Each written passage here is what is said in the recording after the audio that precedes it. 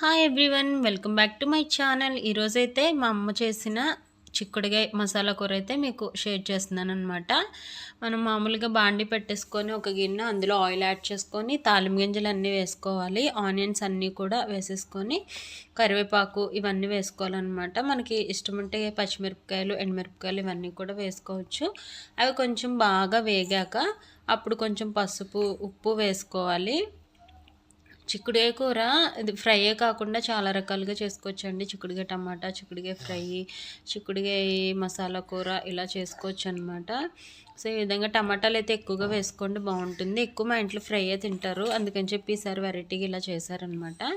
టమాటాలు వేసేసాక ఉప్పు, పసుపు వేసి బాగా మగ్గనివ్వాలన్నమాట. బాగా జ్యూసీగా వచ్చినప్పుడు ఈ చిక్కుడుకాయలన్నీ కూడా తీయడానికి చాలా టైం పడుతుంది కదండి. ఈలోగా అయితే మనం చిక్కుడుకాయలు తీసేసుకొని అందులో ఏంటంటే కొంచెం కుక్కర్లో వేసేసి ఒక 2 విజిల్స్ అయితే వేపించుకుంటే ఫాస్ట్గా అవుతుంది. కొన్ని చిక్కుడుకాయలు అయితే ఈజీగా ఉడుకుతాయి, కానీ నాటు చిక్కుడుకాయలు అసలు ఉడకవు అనమాట.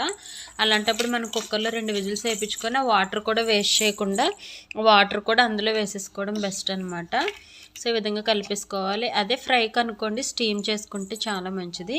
ఈ విధంగా కలుపుకొని మూత పెట్టుకుంటే మనకి టమాటా జ్యూస్ అనేది మొత్తం వచ్చేస్తుంది అనమాట.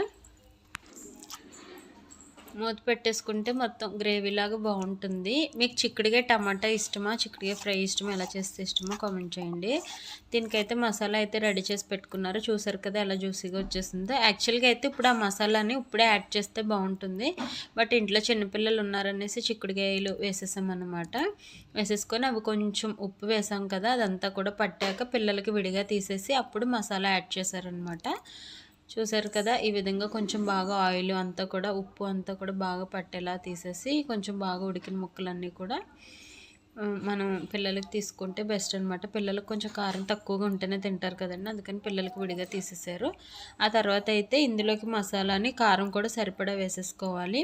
ఇవన్నీ ఫస్ట్ వేసుకుంటే ఇంకా బాగుంటుంది మసాలా ఆయిల్లో వేగితే, బట్ పిల్లలు ఉన్నప్పుడు కుదరదు కదండి. ఇప్పుడైతే అల్లం వెల్లుల్లి పేస్టు, కొబ్బరి కలిపి కొంచెం గ్రేవీలా చేశారనమాట. రైస్లోకి బాగుంటుంది, చపాతీల్లోకి కూడా చాలా బాగుంటుంది. ఒకసారి అయితే ట్రై చేయండి. అల్లం వెల్లుల్లి పేస్ట్, కొబ్బరి కలిపి ఈ విధంగా పేస్ట్ చేసేసి మొత్తం అంతా కలిపేసుకొని ఒక 5 మినిట్స్ అలా ఉంచుకుంటే అంతేనండి, ఈజీగా అయిపోతుంది. మనం చిక్కుడుకాయ కూర ఎప్పుడు కూడా ఫాస్ట్గా అయిపోవాలంటే కొంచెం కుక్కర్లో ఉడకపెట్టుకోవడం బెస్ట్ అనమాట. కాకపోతే వాటర్ వేస్ట్ చేయకుండా వాటర్తో పాటు ఈ విధంగా కర్రీలో వేసేసుకోండి, లేదంటే వైటమిన్స్ అనేవి లాస్ అవుతాయి అన్నమాట. సో చూసారు కదా, ఈ విధంగా అయితే చిక్కుడుకాయ కర్రీ అయితే చేసుకున్నాం అనమాట. మీ ఇంట్లో ఏం కర్రీస్ కామెంట్ చేయండి. మీకు ఈ కూర నచ్చితే తప్పకుండా లైక్ చేయండి, అండ్ రిమైనింగ్ వీడియోస్ కూడా ఒకసారి నా ఛానల్లో చూడండి. తప్పకుండా మీకు నచ్చితే సబ్స్క్రైబ్ చేయండి. Thanks for